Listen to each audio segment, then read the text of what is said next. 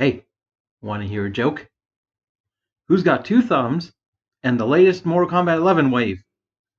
This guy! What? Didn't think it was funny?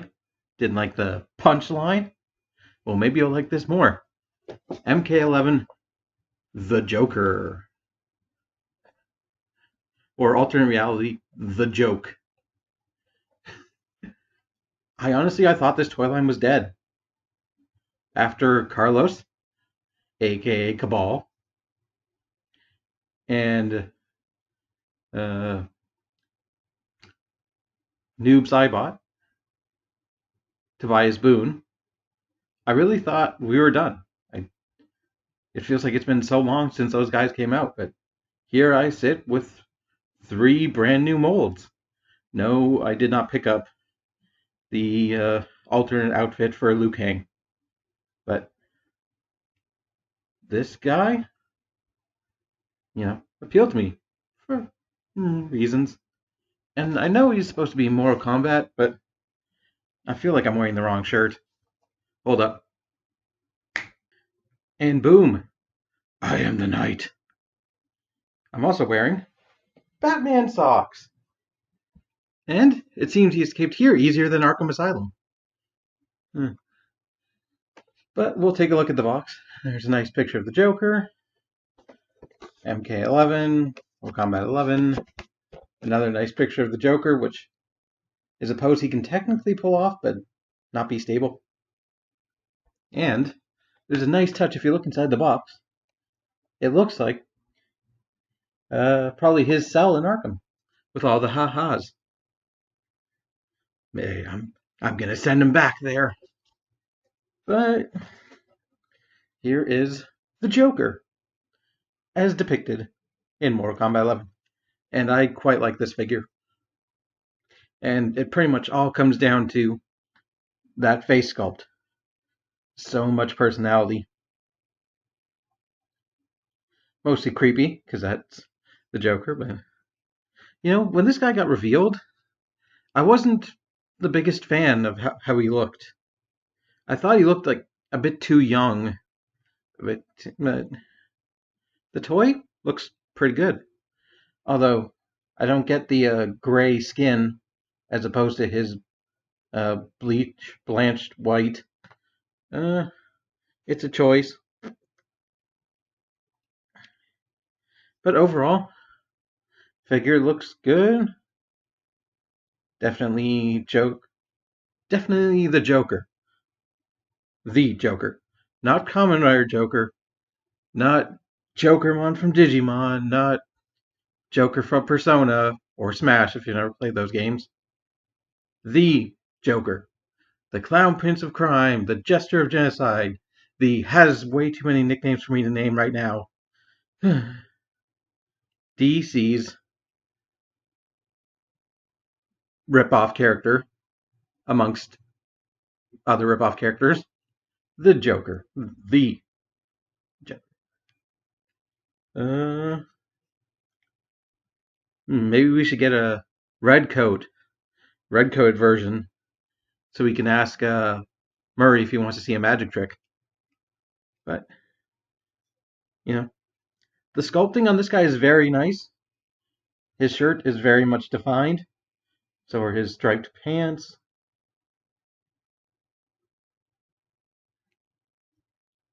And he has a pink rose, which can either mean he's showing empathy, knowing the Joker, not likely, or more likely, he's having fun.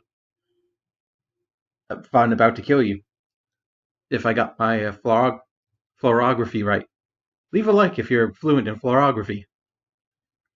But we know it's just a vessel for his Joker toxin most of the time. But it's nicely molded in. Get a very good close-up of it. Yep. All the layers are there. I like the striping and the pattern on his shirt. And yeah, overall, I think this is a solid Joker figure.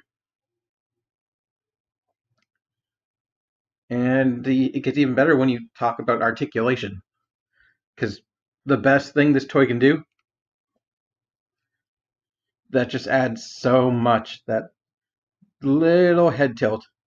The fact that the joint sort of locks in place right there, and on the other side, it adds that perfect thing, because that's the Joker. He's psychotic. He's willing to snap his own neck if he thinks it'll be funny. Freaking, remember that time Joker ate all of China? God, Emperor Joker was a thing that happened. But, besides that, his neck does have full range if he wants to. Which cartoon is it? Basically, I think it's The Dark Knight Rises, probably something like that, where he snaps his own, as I mentioned, snaps his own neck to prevent Batman from winning after he's gone on a murder spree through a fun park, obviously. But it does have very nice range. It's on a ball joint. The shoulders, they're on a universal. Unfortunately, they do have some range, some ball jointed range, but due to the way his coat is molded and his shoulder, it really doesn't come across that well. But you do have full out, full rotation, and some also very nice texture on the shoulders and going down the arms. Bicep swivel. Double jointed elbow, which is quite tight on the top one on both sides. You kind of just have to play with it enough for it to respond to you. But it's double jointed. And you do get the wrist, the Figma style wrist, which is a hinge and then a swivel, depending on which position you want the hinge in. Like that. There's also very nice molding on the back of his dinner jacket, waistcoat, whatever you call it. And it is made of a softer, flexible material and colored in this side. And also, it allows you to see that even his back has color to keep the illusion all the way through. Ab joints are a little bit tricky. He has them. He has a cut right there I think he's got probably a ball joint and a ball joint, but it feels like I'm kind of fighting the waistcoat. But he can bend back that far, bend, crunch inward that far, and thankfully this sort of notch there tries to accommodate the articulation. Hips go forward because his pants are also a softish material. They can kick back that far. Beautiful spread. You do get a bit of a thigh swivel. Doesn't feel like it's very useful, but double jointed knees that only kind of break the sculpt of his pinstripes. And you get the same Figma style hinge and swivel at the ankle and a toe bend. So yeah, with his 22 points of articulation, I think he's one of the least restricted in this toy line. Like, I don't feel like there's any major hindrance to him. Like, here, I'll show you. He can sort of do the cross-legged pose on the box, and it's also added to when you include his accessories. But I also forgot to highlight the molding in the hair. It does look kind of nice, although kind of reminds me of Conan O'Brien for some reason.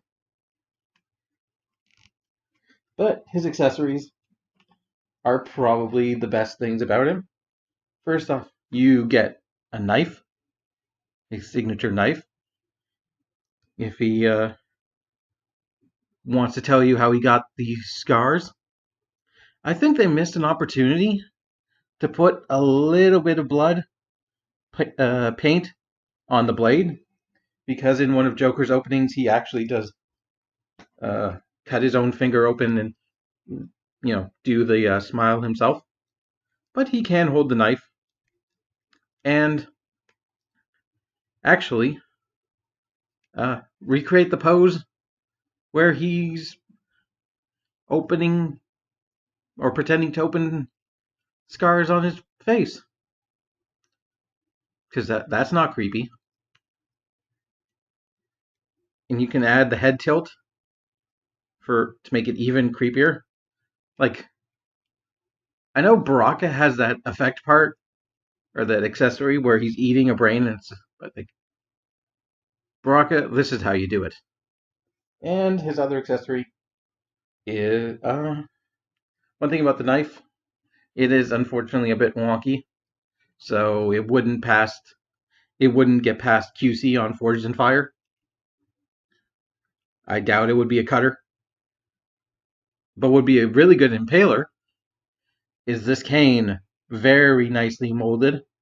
A lot of detail on the skull. I don't know if he's ever had this in the comic books, or if it's based off a weapon he had in the comic books.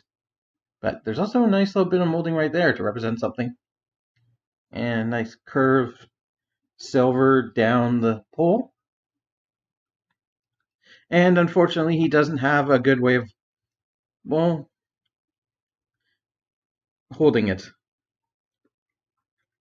Like, he can hold it, like, by the staff if you want him to just use it as a melee weapon. And that's perfectly fine. But, like, to recreate the pose on the box art, where he's holding the top of it, you can't really do that all that well. Because his hand, like, it's not accustomed for it. So what I like to do is kind of cheat it a bit and just put it like this, the thin part in his hand. And there you go. Like, I was amazed at how much these accessories actually add to the posing of this figure. Because I normally just put figures on it. Fuck you. Ruining my thought. Like, I normally put them on a stand or a display or somewhere and just, like, don't leave them in an action pose.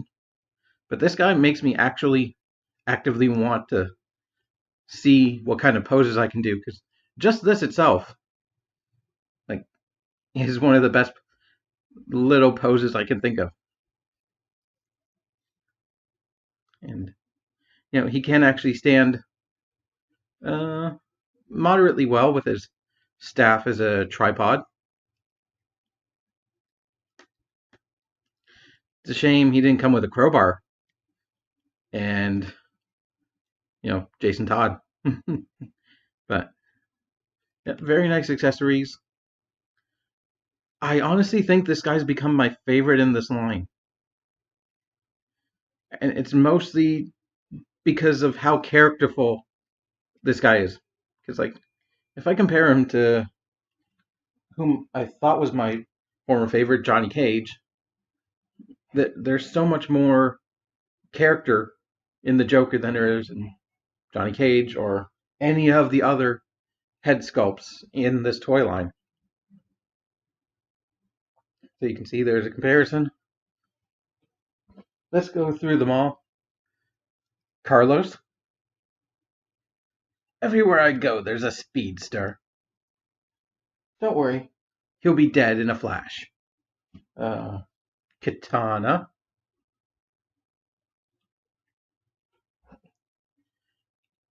Tobias Boone. Noob Saibot. Blunder God.